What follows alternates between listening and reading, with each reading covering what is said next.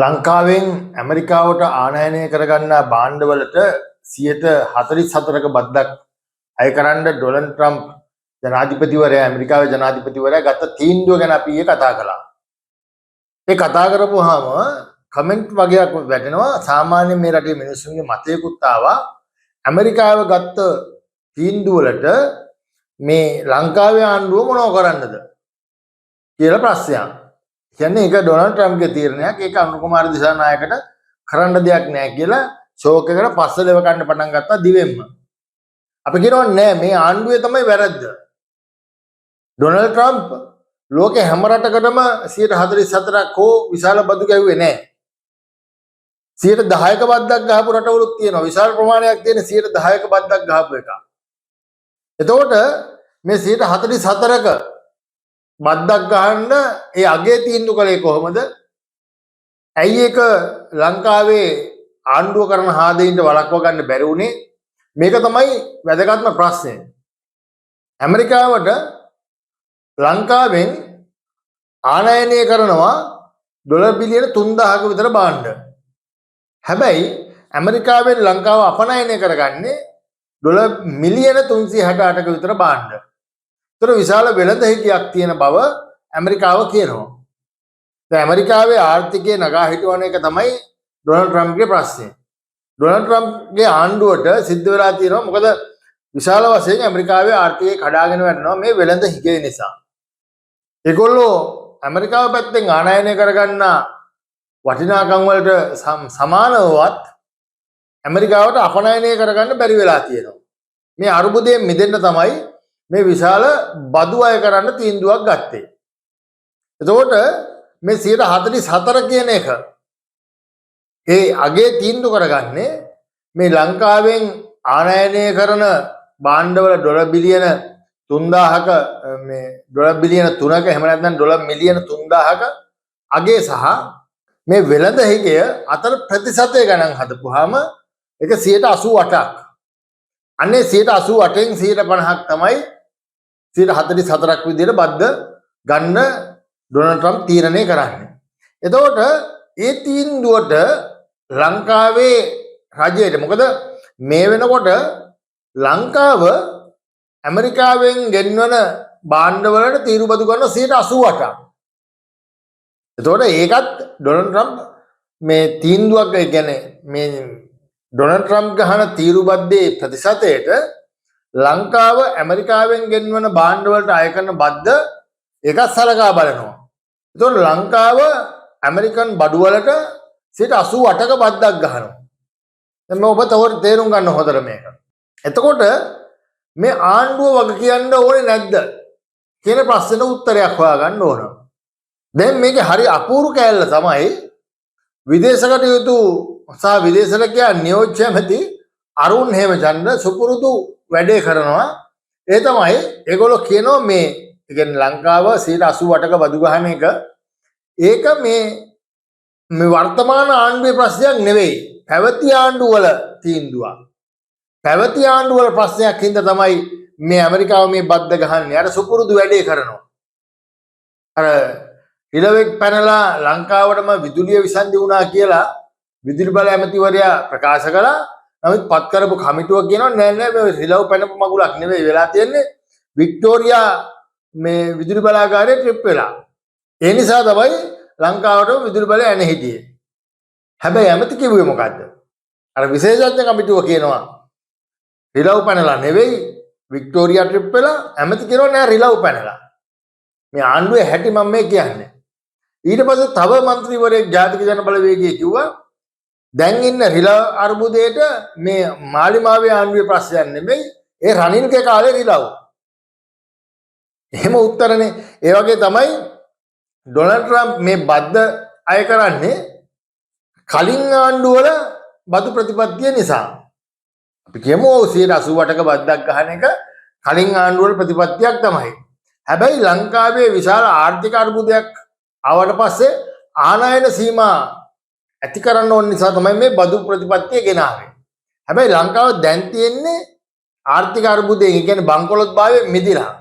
අර අනුර කුමාරලගේ නඩේම කියනනේ ඒගොල්ලෝ තමයි මුදව ගත්තේ කියලා. ඒකත් අපි අපේම දන්නවා මේ රටේ මිනිස්සු.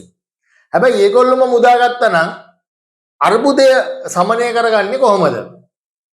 එක එක ප්‍රශ්නයක්. දැන් මෙතන එන්නේ මේ ආණ්ඩුවට අපි දොස් කියන්නේ ඇයි? මේ අර්බුදේ එන බව කල්තියාම දැනුවත් වීමක් තිබුණා.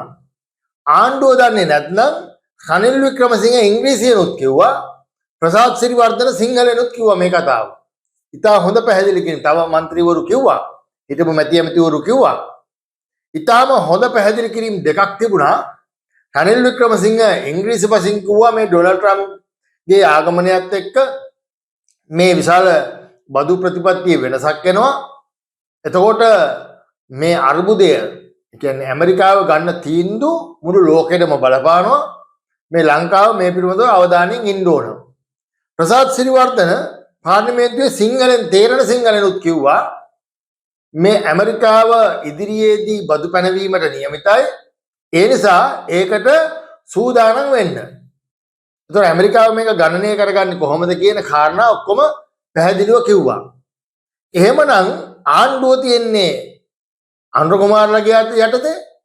අර්බුදේ හරියට දැක්කනම් මේ 88ක බද්ද 120කට විතර අඩු කරගන්න තිබුණා. ආණ්ඩුවට තිබුණා එහෙම තීන්දුවක් ගන්න. එහෙම ගත යුතුමයි. මොකද ලංකාවේ අපනයනෙන් 25ක් හතරෙන් එකක් යවන්නේ ඇමරිකාවට. ඒ 25න් 50%ක්ම ඇඟලුම්. මේවා අවබෝධ කරගන්න තිබුණා. එතකොට ඒ අවබෝධය නැතුව උඩ බලාගෙන ඉඳලා කෙලවෙනකම් බලාගෙන ඉඳලා දැන් වෙන බයිලා ටිකක් ගහනවා. වෙන බයිලා ටිකක් ගහනවා කියන්නේ ආණ්ඩුවටවත් එක මතයක් නැහැ. මේ සිදුවීම පිළිබඳව ආණ්ඩුව පැත්තෙත් එක මතයක් නැහැ. දැන් ප්‍රශ්නේ එනකම්ම ඉඳලා දැන් පහුගිය කාලේ ආණ්ඩුව කෝනේ අපි විශ්‍රාම වැටුප් ගන්නෙ නැහැ කියලා. ආණ්ඩුව කියනවා විශ්‍රාම වැටුප් ගන්න නැහැ ඒගොල්ලන්ගේ ආණ්ඩුවක් ආවා. හැබැයි ඒ වෙනකන් ජනතා විමුක්ති පෙරමුණේ മന്ത്രിවරු විශාල ප්‍රමාණයක් විශ්‍රාම වැටුප් ගත්තා. මේ පාර්ලිමේන්තු മന്ത്രിවරු විශ්‍රාම වැටුප ගන්නෙ නැහැ කියලා තියෙද්දි ඒ කියන මොහොතේදී ජනතා විමුක්ති පෙරමුණේ മന്ത്രിවරු විශාල පිරිසක් විශ්‍රාම වැටුප් ගත්තා.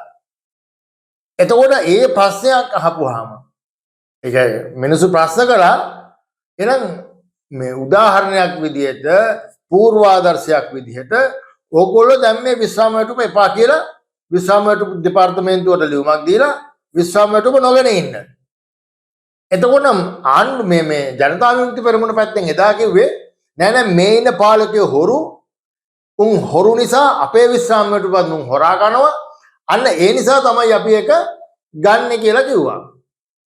හැබැයි දැන් මේගොල්ලෝ පාලනය කරන ආණ්ඩුවක් ඇවිල්ලා මාස 6ක් ගෙවිලා ගිහින් තියෙනවා.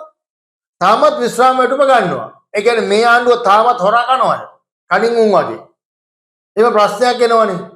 විශ්‍රාම වැටුප ගන්න එක නවත්තනවා නම් පූර්වාදර්ශයක් විදියට මාලිමාවේ හාදෙන්න පුළුවන් අපේ විශ්‍රාම වැටුප එපා කියන්නේ. ඒක තාමත් ගන්නවා. අදත් ගන්නවා. ඒතර දැන් ආණ්ඩුව ඒගොල්ලන්ගේ.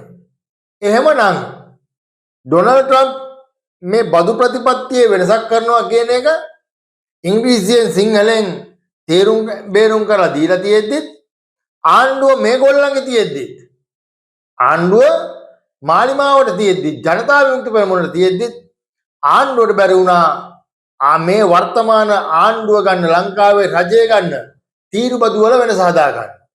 ඒක හදා ගන්න බැරුව මේ නියෝජ්‍ය ඇමතියා කියනවා අරුන් හේමචන්ද්‍ර මේ කලින් ආණ්ඩු පනවපු තීරු බද්දක් මේ තියෙන්නේ. ඒ නිසා තමයි ලංකාවට මේ පාඩුව සිද්ධ වුණේ. දැන් කලින් ආණ්ඩුව තමයි වැරදි. දැන් මාස 6ක් ඉන්නකොට අර්බුදේ එන බව දැනගෙන තියෙද්දි විපක්ෂයේ මිනිස්සුත් අර්බුදයක් එන බව කියලා තියෙද්දි මේ බිබික්කන් ආණ්ඩුවට බැරි වුණා මේ බදු මේ ක්‍රමය වෙනස් කරගන්න. අඩුතරමේ මේ ඇමරිකාවට ගහලා තියෙන තීරු බද ප්‍රතිශතය අඩු කරගන්න. ඒක බැරි වුණා. බැරි වෙලා දැන් විදේශ කටයුතු නියෝජ්‍ය ඇමතිවරයාත් කියනවා මේක විශාල පාඩුවක් රටට. ඒක විශාල තර්ජනයක් බවට පත් වෙලා තියෙන්නේ. ඊළඟට අනුර කුමාර දිසානායක මේ පිළිබඳව කමිටුවකුත් දාලා තියෙන්නේ මේක සොයා බලන්න. දැන් වැඩේ සිද්ධ වුණාට පස්සේ චතුරංග අබේසිංහ තමන්ගේ Facebook දිනුමේ කියනවා ඇමරිකාව ඒකපාර්ශ්වීව තීන්දුවක් අරගෙනලු මේ බද්දක් ගහන්න. ඉතින් ඇමරිකාව ලංකාවෙන් අහලා බදු ගන්නවද? උඹලට අපි 144ක් බදු ගන්නවා කමක් නැද්ද කියලා අහන්නේ නැහැ. ඒගොල්ලෝ ඒකපාර්ශ්වීව තමයි අපි තීන්දුව ගත්තේ. උදේ එළි වෙලා ප්‍රවෘත්ති බලනකොට මෙන්න ලංකාවට 144ක බද්දක් ගහලා කියලා චතුරංග බෙසින් උඩ ගිහින්. හැබැයි මේක විශාල ගැටලුවක් බව අරුණ හේමචන්ද්‍ර වගේම චතුරංග බෙසින්වත් පිළිගන්නවා මේ අර්බුදයේ විශාල ගැටලුවක්. මේ බදු ක්‍රමය පිළිබඳව විශාල ගැටලුවක්. අනුර කුමාර ජනාධිපතිවරයා කමිටුවක් පත් කරලා හොයලා බලන්නේ මේක අර්බුදයක් නිසා. ඊගාවට නිහාල් ජයන්ත අනිල් ජයන්ත ඇමතිවරයා මේ මිනිසුන්ගේ නම් මතක හිටින්නෙත් නෑනේ. අනිල් ජයන්ත ඇමතිවරයා කියනවා මරු කතාවක්. අන්‍යෝන්‍ය තීරුබදු අඩු කිරීමේ හැකියාව සලකා බැලීම සඳහා දෙරටම ප්‍රතිලාභ සැලසෙන වෙළඳ සහ ආයෝජන ප්‍රතිපත්ති සම්බන්ධයෙන් එකඟ වීමට රජයේ එක්සත් ජනපදයේ සමග රාජතාන්ත්‍රික මට්ටමේ සාකච්ඡා පැවැත්වීමට අපේක්ෂා කරනවා කියලා කියනවා.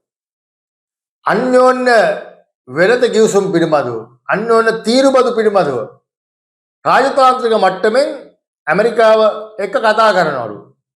අප්‍රේල් 9 දිනට මේ ප්‍රවෘත්තියේ දිනේ වැඩිලාද ඇත්තටම අනිල් ජයන්ත දිනේ දන්නේ නැතුව මේක කිව්වද මම දන්නේ නැහැ. ඇමරිකාව කියන්නේ අප්‍රේල් 5 වෙනිදා ඉඳලා මේ බදු ප්‍රතිපත්තිය ක්‍රියාත්මක කරනවා කියලා. අනිල් ජයන්ත කියනවා අප්‍රේල් 9 දිනට බද්ද ක්‍රියාත්මක කිරීමට පෙර බද්ද අඩු කිරීමේ හැකියාව සලකා බැලීම සඳහා රජය සාකච්ඡා ආරම්භ කරනවා කියලා. තව කියනවා බද්ද වැළැක්වීම සඳහා මැදිහත් වීමට රජය අපොහොසත් වී ඇති බවට විරුද්ධ පක්ෂ කරන චෝදනා ප්‍රතික්ෂේප කරනවලු. අමාත්‍යවරයා කියනවා මේ මොහොත වෙනකොටත් අමාත්‍යංශ සහ විශේෂඥ කණ්ඩායම් වැනි අදාළ ආයතන සමග රජය සාකච්ඡා කරනවලු. දැන් මේ විරුද්ධ පක්ෂ චෝදනා කරනවලු මේ ආණ්ඩුව මේ බද්ද පනවා ගැනීම පිළිබඳ ඒක මේ ආණ්ඩුව කිසිම කාර්යභාරයක් කරේ නෑ වගේ එකක්. රජය අපොහොසත් වී ඇති බවට විරුද්ධ පක්ෂ චෝදනා කරනවා. ඒක ප්‍රතික්ෂේප කරනවලු. ඒක ප්‍රතික්ෂේප කරන්න බෑ. විරුද්ධ පක්ෂ පැහැදිලිවම මේ ප්‍රශ්නය තේරුම් කරලා දෙද්දී නෑසූ කන්නව හිටියේ මේ ආණ්ඩුව. ඒ නිසා තමයි මේ අපි චෝදනා කරන්නේ. මේ ආණ්ඩුව මේකට වග කියන්න ඕන කියලා මේ රටේ කර්මාන්තසලා කඩා වැටලා විශාල ආර්ථික අර්බුදයක් ආවොත් මේ ආණ්ඩුව මේකට වග කියන්න ඕන. ඩොනාල්ඩ් ට්‍රම්ප් මේ තීන්දුව ගන්න කලින් ඉන්දියාවක් දුන්නා. ඔය කැනඩාව ඇතුළු රටවල් 4කට බදු ගහලා පෙන්නුවා. පෙන්නලා ලෝකයේ අවධානය යොමු කරගන්න ඕන නිසා ඩොනාල්ඩ් ට්‍රම්ප් මේ වැඩේ කරා. ලංකාවේ මිනිස්සු සද්ද නැතුව හිටියා. දැන් අනිල් ජයන්ත කියනවා අපිට එක්සත් ජනපද වෙළඳ ප්‍රතිපත්තිය වැළැක්වීමට නොහැක. අපි සාකච්ඡා කළ යුතුයි. අපි දැනටමත් ඔවුන් සමග අදහස් සුමාරු කරගෙන තිබෙනවා. අපි දන්නේ නැහැ කොහොමද කරගත්තේ කියලා. ලංකාවේ ආර්ථික අර්බුදයක් සහිතව IMF වැඩසටහන යටතේ ඉදිරියට යන්නේ. ආර්ථිකය ස්ථාවර කිරීමට වෙහෙසමින් ඉන්නේ. මෙම බද්ද නිසා ලංකාවේ ඇඟලුම් සහ ආහාර අපනයන කර්මාන්ත වලට විශාල බලපෑමක් වෙනවා කියලා කියනවා. අනිල් ජයන්තත් කියනවා ඩොනාල්ඩ් ට්‍රම්ප්ගේ බද්ද විශාල බලපෑමක් මේ රටේ ආර්ථිකයට වෙනවා. චතුරංග බේසිංහත් ඒකම කියනවා. අරුණ හේමචන්ද්‍රත් කියනවා ජනාධිපතිවරයා මේ බද්ද මේ රටේ ආර්ථිකයට බලපාන ප්‍රමාණය ගණන් හිලව් හදාගන්න කමිටුවකුත් දාලා. හැබැයි අර ජනතා විමුක්ති පෙරමුණේ හෙන්න ආර්ථික ඔස්තාර විදියට පෙනී ඉඳපු කාලයක් මේ මිනිස්සු බලාපොරොත්තු ඉතියාලත් ඉතියානේ සුනිල් හඳුන්නේති තමයි මාලිමාවේ ආණ්ඩුවක මුදල් ඇමති කියලා. අන්න එහෙම මාර දේවල් ටික පෙන්නගෙන හිටපු සුනිල් හඳුන්නේති මේ බද්ද ගැන කියන්නේ මෙන්න මෙහෙම එකක් බලන්නකෝ. අපේ අපනයන ආදායමෙන් 23ක් අපි ඇමරිකාවට යවන අපරල් මේ ඇන්ලුම් වල තියෙන බෙස්ට් ක්වොලිටි එකත් එක්ක අනිවාර්යෙන් අපිට තරම් කරන්න පුළුවන්. දැනට මේ මොහොතට දාලා අපිට ඒක තර්ජනයක් වෙයි කියලා අපි හිතන්නේ නැහැ. කොහොම වුණත් අපි ඉදිරියේදී බලාපොරොත්තු වෙනවා නව තීරුබදු ප්‍රතිපත්තිය කාලෙදී පාර්ලිමේන්තුව ඉදිරිපත් කළා අපිට සම්මත කරගන්න පුළුවන්. මොකද ඇමරිකාව ලෝකයේ අනිකුත් රටවල් එක්ක ඇති කරගන්න වෙළඳ බාධාවල් වලින් අලුත් වෙළඳ පොළවල් අපිට විවෘත වෙයි කියලා විශ්වාසයක් අපිට තියෙනවා. ඉතින් අපි ඒක බාධාවක් හැටියට සැලකනට වඩා අවස්ථාවක් හැටියට තමයි අපේ අපනයන කරුවන් එක්ක අපි සාකච්ඡා කරලා තියෙන්නේ. මොකද්ද සුනිල් හඳුන්නේති කියන්නේ? මිනිහා කියන්නේ මේක නම් ප්‍රශ්නයක් නෙමෙයි. මේක අපිට වාසිදායක තත්වයක් බවට පත් කරගන්නත් පුළුවන්. මේ කියන්නේ මොකද්ද? වත්මන් තත්ත්වයේ බාධාවක් නොව අවස්ථාවක් ලෙස සලකනවලු. ඒ නිසා අලුත් වෙළඳ පොළවල් හොයාගෙන යන්න පුළුවන් වෙනවලු. එහෙම වෙයි කියලා කියන්නේ. දැන් මේක එච්චර ගණන් ගන්න ඕන එකක් හැටියට නෙමෙයි සුනිල් හඳුන්නැත්තිරන් කියන්නේ. සියලු දෙනා ආණ්ඩුවේ අයත් මේ පිළිබඳ වික්ෂිප්ත වෙලා ඉන්නවා. හඳුන්නැත්තිට මේක ගාණක් නැහැ කියනවා. ආණ්ඩුව අතරවත් මේක එක මතයක් නැහැ. දැන් ඇමරිකාව ගහපු බද්ද පිළිබඳව ආණ්ඩුවේ ආදියොත් කියන්නේ එක කතා. දැන් අපි හඳුන්නැත්ති කියන එකද පිළිගන්න ඕන? අනිල් ජයන්ත කියන එකද පිළිගන්න ඕන? චතුරංග අබේසිංහ කියන එක පිළිගන්න ඕනද? අරුණ හේමචන්ද්‍ර කියන එක පිළිගන්න ඕනද? අනුර කුමාර දිසානායක අතුගරු ජනාධිපති උතුමානෝ කියන එක පිළිගන්න ඕනද? මේව ප්‍රශ්නයක් අපිට තියෙනවා. ඒ හින්දා ආණ්ඩුවත් උඹලවත් එක මතයකට වඩලකු ඉස්සෙල්ලා ඇමරිකාවේ බදු ක්‍රමය පිළිබඳව මේ ලංකාවේ ආණ්ඩුව පාලනය කරන මේ නරිරැළ එක මතයකට එන්න ඕනනේ. එහෙම එකක්වත් නැහැ. දැන් හඳුන්නැත්ති දැන් අර මහ බැංකු බැඳුම් කර වංචාව කියලා මහ ලොකු එකක් කතා කරගෙන ගියානේ පහුගිය කාලේ. ඊට පස්සේ ඒ හඳුන්නැත්තිම කියවන්න ගත්තා රනිල් වික්‍රමසිංහට ඒකේ චෝදනාවක් නැහැ. මුලින් කිව්වා රනිල් තමයි හොරා. රනිල් තමයි හොරකම් කළේ. මේ හොරකම් කරන්න පාර කැපුවේ රනිල්. පහුකාලීනව හඳුන්නැත්ති කියනවා නෑ රනිල්ට එවැනි චෝදනාවක් නැහැ කියලා. අන්න එහෙම මිනිහෙක් මේ හඳුන්නැත්ති කියන්නේ. එක වෙලාවක කියනවා සොයරි බැඳුම් කර ජාත්‍යන්තර සොයරි බැඳුම් කර ඒක අපි ගෙවන්න ඕනේ නැහැ. අපි ගෙවන්නේ නැහැ කිව්වම බැඳුම් කර හිමියෝ "ඔව් මචං අවුලක් නැහැ හරි මචං" කියලා නිකන් ඉන්නවලු. එක වෙලාවක ඉලෝන් මස්ක් කියන්නේ ආර්ථික ඝාතකයෙක්. ඉලෝන් මස්ක් කිය හාදයා ආර්ථික ඝාතකයෙක් කියලා කියනවා. මේ ආණ්ඩුවක හැටි.